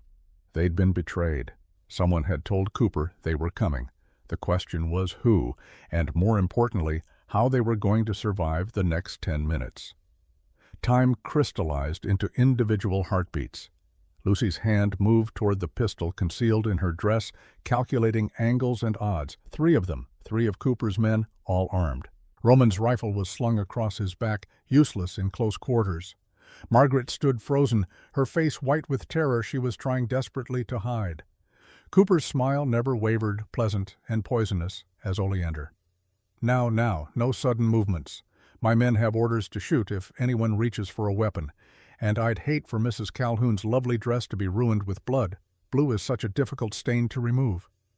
"How did you know?" Vivian asked quietly, her voice empty of surprise. She'd been expecting this. Lucy realized with sinking certainty that Vivian had known it was a trap all along. "My dear sister," Cooper said, the false affection dripping like honey laced with arsenic. "Did you really think I wouldn't notice you preparing to leave? 3 years you've lived in this house. 3 years I've watched you document my affairs like some demented clerk. Did you believe I was unaware?" "You let me," Vivian breathed, understanding dawning. "All this time. You let me think I was gathering evidence when really I was letting you incriminate yourself as an accomplice. Every entry in that journal, every notation, every date proves you knew about my business dealings and said nothing. Makes you just as guilty in the eyes of the law. Conspiracy, I believe they call it." Cooper's eyes shifted to Lucy. "And you, the Pinkerton detective playing dress-up as a mail-order bride. Did you think I wouldn't investigate when a woman showed up at my neighbor's ranch instead of mine? I have resources, telegraph access, friends in Chicago who owe me favors." Lucy's mind raced, calculating exits that didn't exist. The front door was blocked. The side door they'd entered through had 2 more men approaching, visible through the window. They were cornered in a hallway with no cover and no advantages. Roman's voice cut through the tension, steady as stone. "Let them go, Cooper. Your business is with me. You killed my brother. These women have nothing to do with it." "On the contrary, Miss Pemberton has everything to do with it. She's been investigating me for months, gathering evidence, building a case. And Miss Riley—" Cooper's gaze shifted to Margaret, and Lucy saw recognition flicker across his face. "You're Daniel's little schoolteacher, aren't you? The one who kept waiting for him to come home. Tell me, did you ever wonder what happened to that surveying map he was so proud of?" Margaret's intake of breath was audible. "You killed him. You killed Daniel because he found your graves." Such an ugly word. "Murder. I prefer to think of it as property management. Your beloved Daniel made the mistake of discovering where I'd buried previous obstacles. He was going to take that information to the sheriff. I couldn't allow that." Cooper gestured to one of his men. "Carter, secure their weapons. Be thorough." The man named Carter moved forward, middle-aged, with dead eyes and scarred knuckles. Lucy recognized the type. Someone who'd done violence so often, it no longer registered as exceptional. He took Roman's rifle first, then moved to pat down Lucy with hands that lingered inappropriately. "Touch her again, and you'll lose those fingers," Roman said, his voice carrying a promise of violence that made Carter step back. Cooper laughed. Still playing the gentleman rancher Calhoun. Even now, how admirably stupid. Carter, finish your work. I'll deal with Mr. Calhoun's objections personally." As Carter reached for Lucy's pistol, the sound of shattering glass exploded from somewhere deeper in the house. All heads turned toward the noise. In that split second of distraction, Lucy made her choice. She drove her elbow into Carter's throat, following through with a knee to his groin. He dropped, gasping. She had his pistol before he hit the ground, swinging it toward Cooper in one fluid motion. But Cooper had moved too, pulling Vivian in front of him as a human shield, his own weapon pressed against her temple. "Impressive, Miss Pemberton. The Pinkertons train their women well. But unless you want my sister's brains decorating the wallpaper, I suggest you lower that weapon." Lucy's hand didn't waver. She'd been in standoffs before, knew how to read body language, calculate odds. Pattern. So why should I believe lowering pattern? So why should I believe lowering this gun will save her life? Because alive, she's useful leverage. Dead, she's just another mess to clean up. And I have standards about messes. Cooper's finger tightened on the trigger. Last chance detective. Movement behind Cooper caught Lucy's eye. Anna Schmidt, the terrified German girl they'd left at North Point, emerged from the shadows holding a heavy iron poker from the fireplace. Her face was set with determination born of desperation. She swung. The poker connected with the skull of the second armed man with a sound like a watermelon splitting. He dropped instantly. Cooper spun instinctively, releasing Vivian to aim at this new threat. Roman moved. Fast. Faster than Lucy would have thought possible for a man his size. He crashed into Cooper, both of them tumbling to the floor. The gun discharged deafeningly loud in the enclosed space. Plaster dust rained from the ceiling where the bullet struck. "Run!" Roman shouted, grappling with Cooper. "All of you run!" But Lucy had been trained for chaos. While others froze, she acted. She grabbed Vivian's arm, pulling the woman toward the side door. Margaret followed, half-dragging Anna, who stood frozen in shock at what she'd done. Behind them, the sound of fighting, grunts, impact, breaking furniture. They burst through the side door into the night. The storm had intensified, snow falling so thickly it created a white curtain that reduced visibility to mere feet. The cold hit like a physical blow, stealing breath and stinging exposed skin. "The horses," Lucy gasped, trying to orient herself. But the landscape had transformed. Familiar landmarks disappeared under accumulating snow. The ravine where they'd tied the mounts could be anywhere. "This way," Vivian said, her voice suddenly strong, decisive. She'd lived here 3 years, knew this land in ways they never could. She led them through the blinding white, moving with purpose. Behind them, men's voices shouted. Lanterns appeared, bobbing points of light in the darkness. Cooper's remaining men rallying. They found the horses by providence or luck, the animals stamping nervously in the shelter of the ravine. Lucy helped Vivian, mount pushed Anna up behind Margaret. But Roman was still in that house. "Go," Lucy told them. "Ride for North Point. Barricade yourselves inside. Don't open the door for anyone except me or Roman." "I'm not leaving you," Vivian said. "You're the witness. That journal in your bag is the evidence. If you die, everything dies with you. Go." Vivian hesitated one more agonizing second, then kicked her horse into motion. Margaret followed Anna, clinging to her waist. They disappeared into the white chaos, hoofbeats muffled by accumulating snow. Lucy turned back toward the house. She'd left a partner behind. The Pinkerton agency had rules about that. You never abandoned your partner. Even when your partner wasn't officially your partner. Even when staying meant probable death. She made it 3 steps before strong hands grabbed her from behind, spinning her around. Not Cooper's men, Roman. Blood streaked his face from a cut above his eye, his coat torn but alive. "We have to go," he panted. "Now, Cooper's men are fanning out." "Did you kill him?" "No. Knocked him unconscious. Tied him with curtain cords. Won't hold long." Roman pulled her toward their remaining horse. "We can't outrun them in this storm. We need shelter. Need to regroup." "Where?" "I know a place. Daniel showed me. A line shack maybe 2 miles north. We can hole up there until the storm passes or help arrives." They rode double the horse, struggling through drifts that grew deeper with each passing minute. The cold was brutal, invasive, the kind that killed through increments. Lucy's fingers went numb inside her gloves. Her face felt frozen ice crystals forming on her eyelashes. Time became meaningless. They could have ridden for 10 minutes or an hour. The world condensed to the next struggling step, the next breath of air that seared lungs, the warmth of Roman's body pressed against her back as they rode. When the shack appeared, it seemed miraculous. A small structure, barely more than 4 walls, and a roof, but solid. Roman practically fell off the horse getting the door open. They stumbled inside, dragging their mount in with them. The space was tiny, meant to shelter one cowboy during storms, but it had 4 walls and blessed relief from the wind. Roman worked with numbed hands to get a fire started in the small iron stove, while Lucy tended the horse, rubbing it down with old sacking to prevent the animal from freezing. Within 20 minutes, they had heat. Meager, but present. Enough to sustain life. They sat close to the stove shoulders, touching, neither speaking, as sensation slowly returned to frozen extremities. The pain of thawing was intense, needle stabs of returning circulation. Finally, Roman spoke. "Anna, how did she get to Riverbend?" "We left her at North Point. She must have followed us. Probably felt guilty about bringing danger to everyone." Lucy flexed her fingers, watching color return. "She saved our lives. That poker swing gave us the opening we needed. We left a man for dead. You left a criminal for dead. There's a difference." Roman was quiet for a long moment. Then he said, "I found something in Cooper's study when we were fighting. Papers, deeds, all from the men who disappeared, all signed over to Cooper, dated after they vanished. Forgeries. Obvious ones once you look closely. The signatures don't match, but Cooper had them notarized by Judge Blackburn anyway, created legal ownership of stolen land." Roman pulled the folded documents from inside his coat.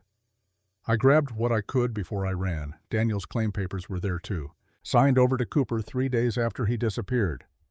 Lucy took the papers, studying them even in the dim firelight. This was evidence. Real, tangible, provable evidence. Combined with Vivian's journal, they had enough to bury Cooper legally, if they survived to present it. "How long until the storm passes?" Lucy asked. "Hours? Maybe days. Montana storms can last a week." Roman fed another piece of wood into the stove. "But Cooper's men won't wait. They'll come looking as soon as there's a break in the weather. Then we use the time we have. Plan our next move. Figure out how to get this evidence to federal authorities without going through local law enforcement." They spent the next several hours creating contingencies and backup plans. If separated, they'd each independently ride for Billings, where a federal marshal was stationed. If captured, they'd hidden copies of the most damaging documents in different locations. If one died, the other would finish the mission. It was cold logic detective thinking, the kind of planning that acknowledged death as a possibility to be prepared for rather than feared. Somewhere in those hours, exhaustion caught up with them. Lucy woke to find herself slumped against Roman's shoulder, his arm around her, both of them having fallen asleep sitting up. The fire had burned low. Outside, the wind had quieted. Dawn light filtered through cracks in the walls, pale and fragile. Roman stirred, awareness returning slowly. For a moment, neither moved, prolonging the simple human warmth of contact before reality intruded. "Storm's passing," he said quietly. "We should move." "Yes." But neither did. Not yet. Because this moment felt suspended, existing outside normal time. Two people who'd faced death together, survived through luck and determination, now facing an uncertain future where every choice carried weight. "Lucy," Roman said, and his voice held something she couldn't quite identify. "After this is over, after Cooper's arrested and the evidence is presented and justice is served, what then?" "I don't know. The Pinkerton Agency. They'll have other cases for you, other towns, other investigations." "Probably." "So you'll leave, move on to the next assignment."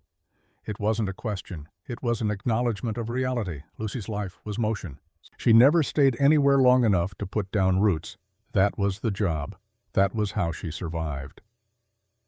But sitting in this cold shack, watching dawnlight strengthen, feeling the solid presence of a man who'd risked everything to find his brother, Lucy found herself questioning those certainties. "Roman, The sound of horses approaching cut off whatever she might have said. Multiple animals moving through snow with purpose. Roman moved to the small window, peering out carefully. 4 riders, coming from the direction of Riverbend. Cooper's men.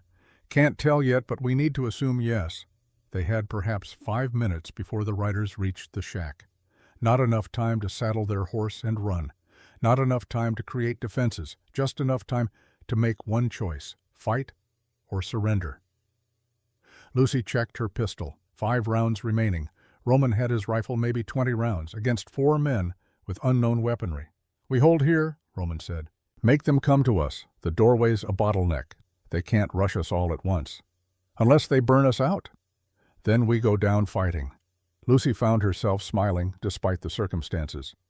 "You know, 3 days ago, you were a lonely rancher who accidentally got saddled with a fake bride. Now you're planning last stands. 3 days ago, I was a lonely rancher living with ghosts. Now I'm alive. Terrified, but alive. That's your fault, detective." The riders were closer now. Lucy could hear voices calling out, though not the words.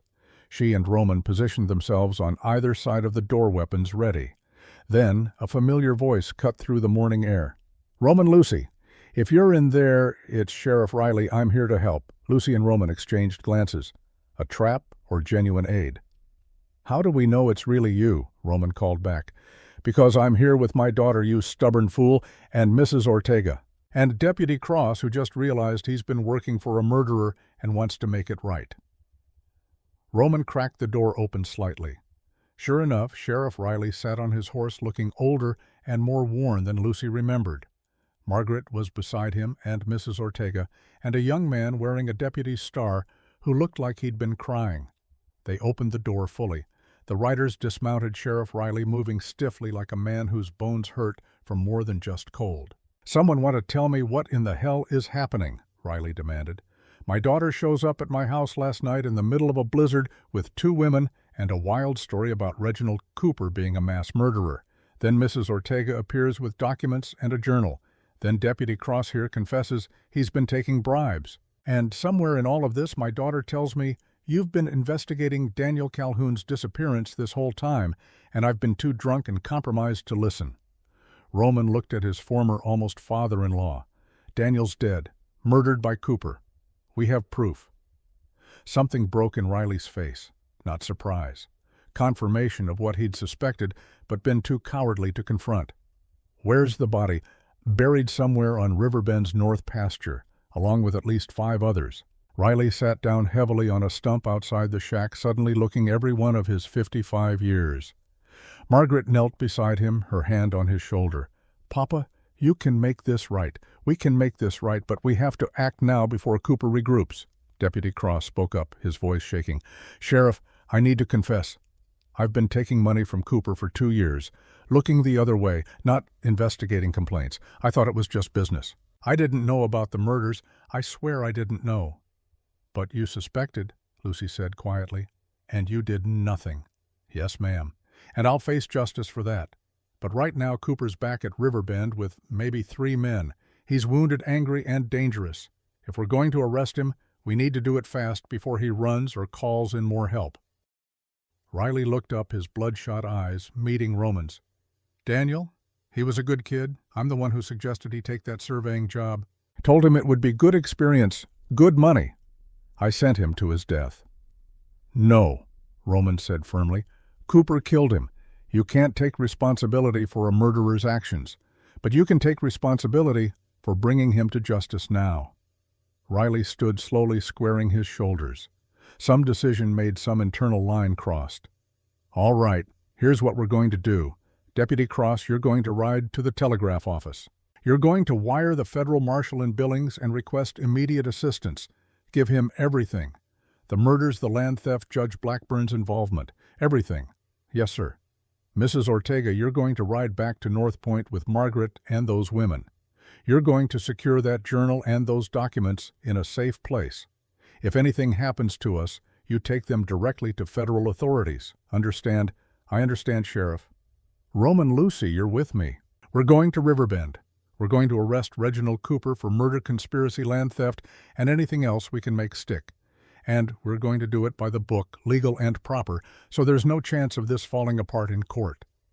Lucy felt something shift in the air. This was law reasserting itself, order pushing back against chaos. Not perfect, not complete, but present. They rode for Riverbend as the morning sun burned through the last of the storm clouds. The world was white and clean and brutally cold. Their breath misted. The horses struggled through drifts that reached past their knees in places, but they moved forward.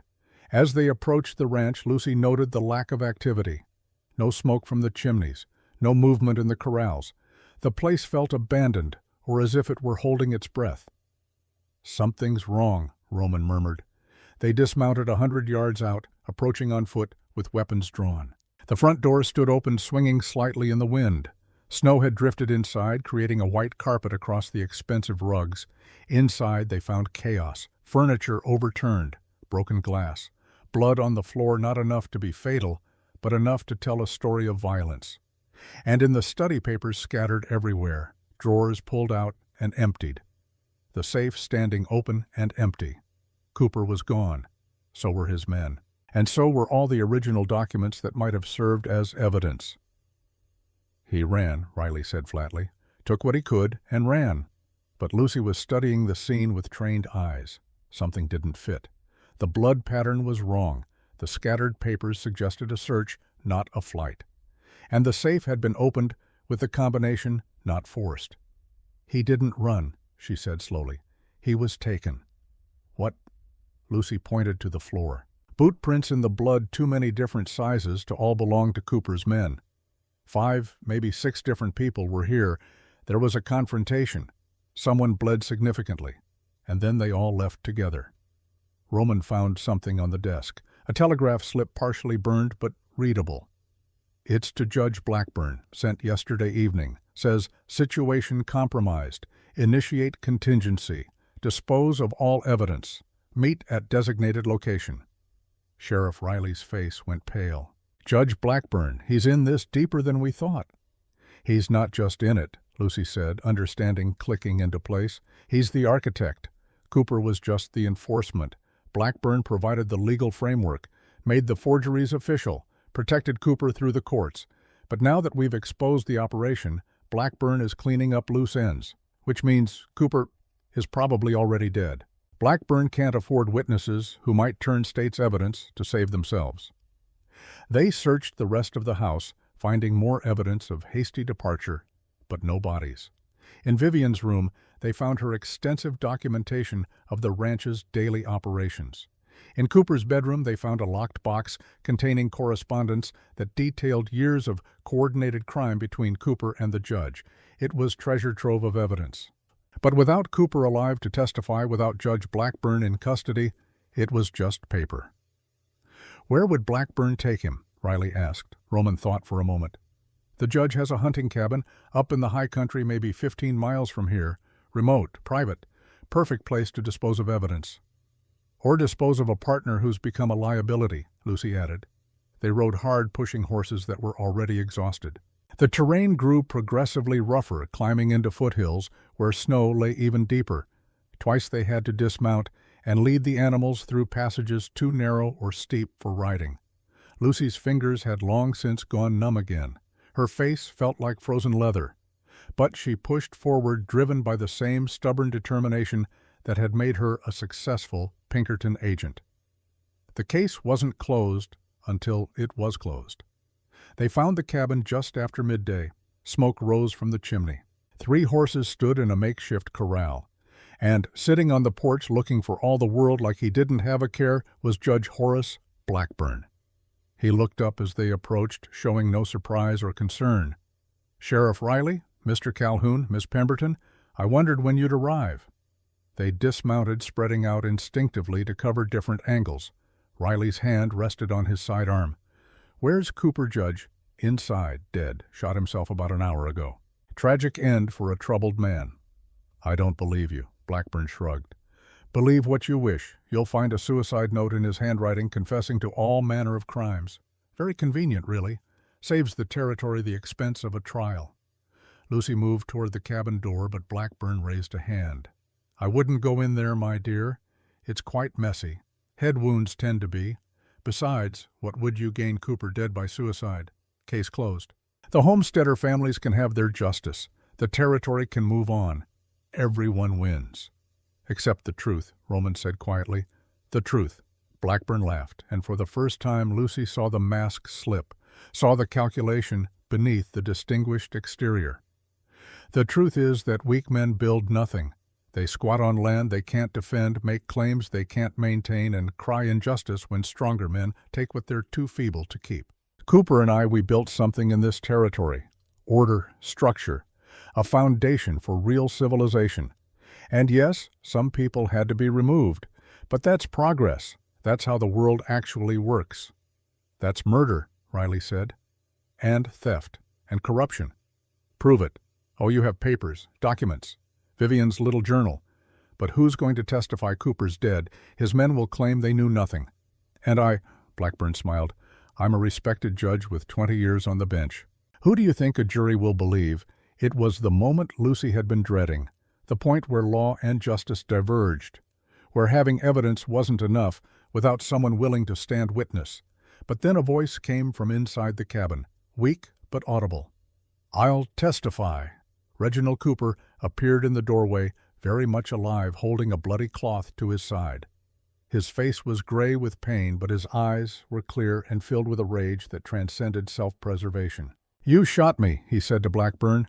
Your partner of 5 years shot me like a dog and planned to claim I killed myself. But you missed anything vital, you pompous fool. And now I'm going to tell them everything. Blackburn's composure finally cracked.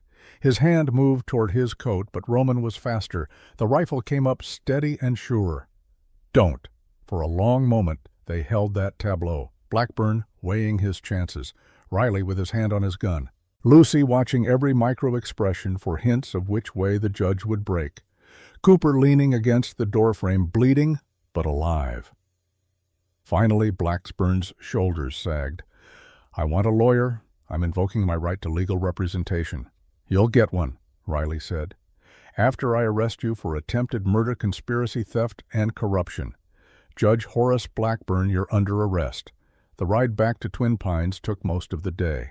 Cooper, wounded but stable, rode double with Lucy. Blackburn, hands bound, rode with Riley. Roman brought up the rear rifle across his saddle, watching for any sign of trouble.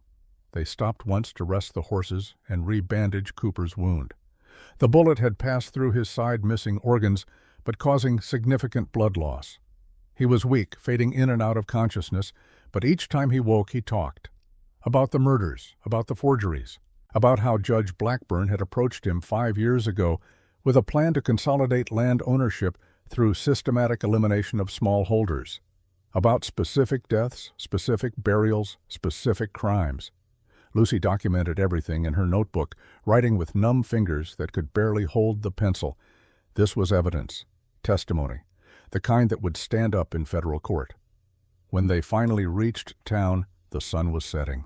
The Thanksgiving celebration had long since ended, but people emerged from their homes at the sight of the sheriff returning with prisoners. Word spread like wildfire. Mrs. Ortega met them at the sheriff's office, her face tight with worry that eased only slightly when she saw them alive. The women are safe at North Point.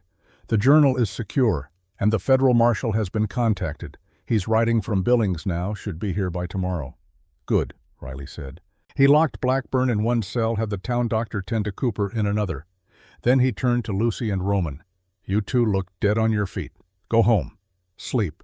We'll need detailed statements tomorrow, but for now, get warm and rest.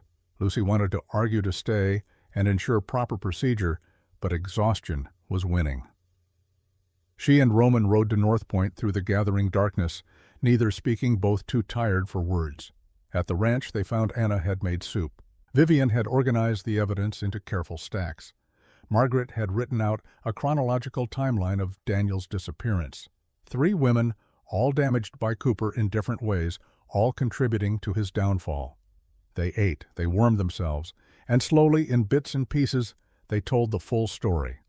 So it's over, Anna said quietly. Cooper will stand trial. The judge, too. Yes, Lucy confirmed. It's over. But even as she said it, she felt the weight of what came next. The case was solved. The criminals caught. Justice would be served. Her job was done, which meant her reason for staying was gone. She excused herself early, climbing the stairs to the small bedroom that had been hers for less than a week, but somehow felt like home. She stood at the window, looking out at stars emerging in the clearing sky, and felt something crack inside her chest. A knock at the door. Roman's voice. Can I come in? Yes. He entered still in his coat, snow melting in his hair. For a moment he just stood there, looking at her with an expression she couldn't quite read. The federal marshal arrives tomorrow, he said. You'll give your statement, file your report. The Pinkerton agency will probably want you back in Chicago. Probably. And you'll go. It wasn't a question, but Lucy heard the hope underneath. The unspoken plea for her to say no, to stay, to choose this place and these people over duty and profession. Roman, I don't know how to do this. I don't know how to be anything other than what I am. A detective. Someone who solves cases and moves on. Then don't be anything other than what you are. But Lucy, being a detective doesn't mean you can't have a home. Doesn't mean you can't have people who matter. The Pinkertons need regional offices. Montana Territory is growing. Crimes don't stop just because one case closes. You're asking me to stay. I'm asking you to consider that maybe the wrong bride ended up being exactly the right person, not for Cooper, for me, for this place, for yourself. Lucy felt tears prick her eyes, which was ridiculous. She didn't cry. She was professional, controlled someone who dealt in facts and evidence, not emotions.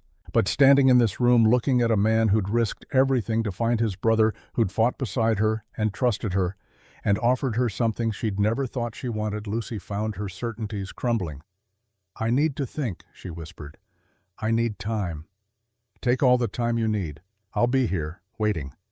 He left, closing the door softly behind him. Lucy sat on the bed, feeling the weight of choice settle onto her shoulders. Stay or go. Build something or keep moving. Risk vulnerability or maintain safety. She didn't sleep that night. Just sat watching stars wheel across the sky, turning possibilities over in her mind like stones, examining each from every angle. The federal marshal arrived the next day. Thomas Grant, 45 years old, competent, and no nonsense. He took statements from everyone, examined the evidence, interviewed Cooper at length. By evening, he had enough to file formal federal charges against both Cooper and Judge Blackburn. This is solid work, Miss Pemberton, he told Lucy. The Pinkerton agency should be proud. You've broken up a criminal enterprise that's been operating unchecked for years. Thank you, Marshal. I'll be recommending you for commendation. And if you're ever interested in working for federal law enforcement rather than private, let me know. We could use people like you. It was professional validation, the kind Lucy had spent 3 years earning. It should have felt triumphant. Instead, it just felt empty.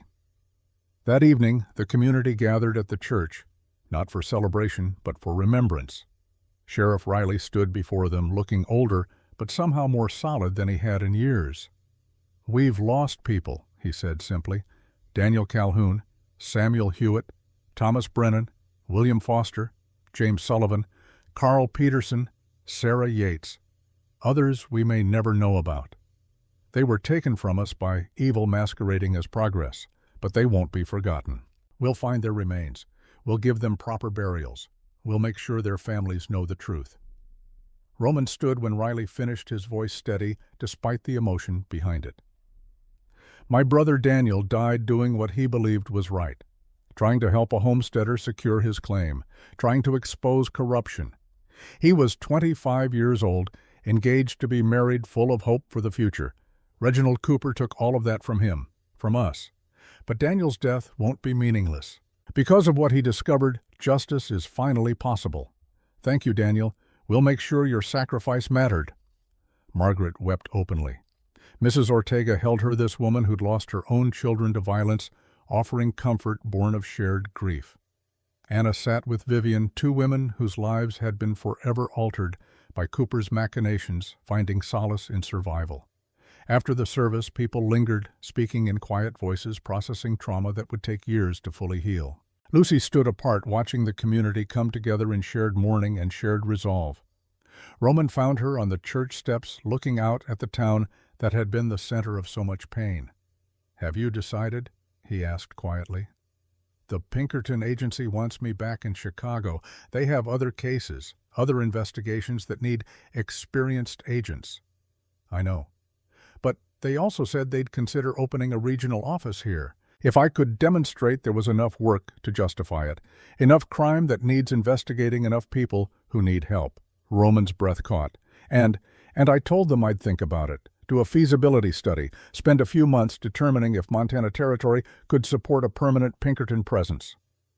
Lucy turned to look at him. It might not work. I might conclude there's not enough business. Or I might decide I'm not suited for permanent residence. Or you might decide you don't actually want a Pinkerton detective as a permanent fixture in your life. Or, Roman said, and his voice held something Lucy had never heard before, something warm and hopeful and terrifying. It might work perfectly. You might find enough cases to justify staying. You might discover you like having a home base. And I might discover that having a partner in every sense of the word is exactly what I've been missing. Roman Calhoun, are you proposing? No. I'm negotiating, same as we've been doing since the moment you stepped off that stagecoach. We negotiate, we compromise, we figure out how to make this work. But this time, we're negotiating a future instead of just surviving a present. Lucy felt something unlock inside her chest. Permission, perhaps, to want something beyond the next case, to build instead of just solve, to stay instead of always leaving. All right, she said, let's negotiate. Epilogue. 6 months later, Lucy stood in the office of Twin Pines' first permanent Pinkerton branch reviewing case files. The space was small but functional, located above the general store with a view of the main street. A sign outside read, L.A. Pemberton Detective. Investigations, missing persons, discreet inquiries. Business had been steady. Cattle theft cases, missing person investigations, one memorable incident involving a con man selling fake mining claims. Montana Territory, it turned out, had plenty of crime to justify a permanent detective presence. She heard footsteps on the stairs and looked up to see Roman covered in dust from working the spring planting. He carried a basket Mrs. Ortega had packed because the woman had decided Lucy would starve to death if left to feed herself. Lunch delivery, he announced. You're supposed to be planting the North 40. North 40 will still be there after I eat. How's the Peterson case going? Closed this morning. Found their missing cattle 3 counties over hidden in a box canyon. Local sheriff is making arrests now. They ate together this partnership they'd built over winter months. Not marriage, not yet. Though Roman had asked twice, and Lucy had said maybe both times. But partnership in every way that mattered. He ran his ranch. She ran her cases. They shared meals and conversation and the quiet comfort of 2 people who'd chosen each other deliberately with full knowledge of what they were getting into. Vivian had gone east, taking a position with the Pinkerton Agency in Chicago. She'd discovered she had a talent for investigation, for uncovering secrets and exposing lies. Her letters came regularly filled with details of cases and tentative plans for someday returning west, someday facing her demons on her own terms. Anna had stayed becoming Margaret's assistant at the school and discovering a gift for teaching children. She'd sent word to her father that his debts were forgiven, but she would not be returning to Bavaria. Her life was here now, built on her own terms. Margaret had finally allowed herself to grieve Daniel properly, and in that grief had found the strength to move forward. She and Deputy Cross, who'd resigned from the sheriff's office to work an honest job at the lumber mill, had been seen walking together after church. Something tentative. Something that might become something more. Sheriff Riley had stopped drinking. It hadn't been easy or perfect, but he'd done it attending meetings at the church, accepting accountability for his failures, working to rebuild trust.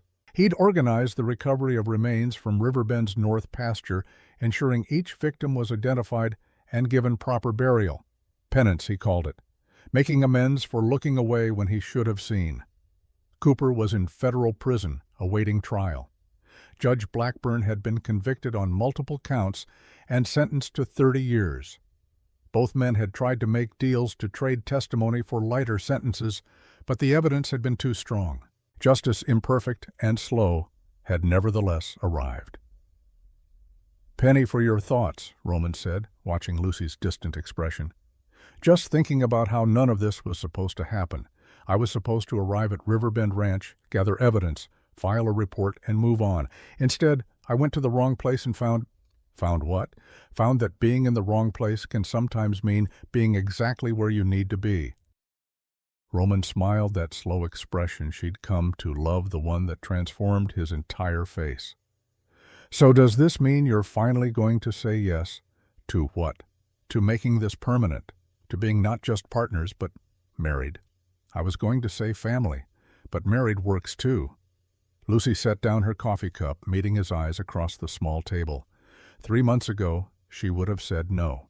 Would have explained that she wasn't the marrying kind, that her work required freedom and flexibility, that she'd never pictured herself as anyone's wife. But 3 months ago, she hadn't fully understood that freedom and commitment weren't opposites, that you could build a life and still take cases, that having a home to return to made leaving easier, not harder. "Ask me again in a month," she said. "After I close the Henderson case and finish the feasibility report for the agency. Ask me when I'm not juggling 6 investigations and a territorial expansion proposal." "Will your answer be different in a month?" Lucy looked at this man who'd ridden into danger beside her, who'd trusted her when trust was dangerous, who'd offered her partnership, not possession.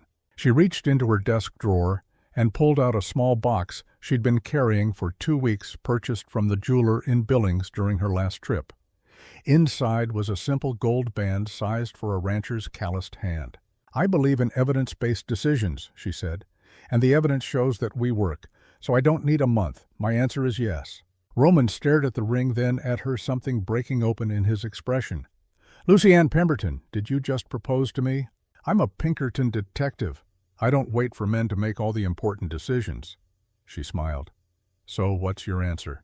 He kissed her instead of answering, which was answer enough. Outside, snow began to fall again, soft and gentle. Not a storm this time, but a blessing.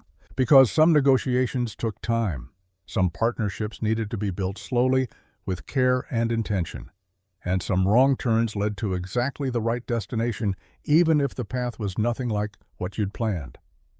Outside Montana Territory spread vast and unforgiving and beautiful, full of people who needed help, full of crimes that needed solving, full of possibilities for a detective who'd learned that staying could be just as courageous as leaving.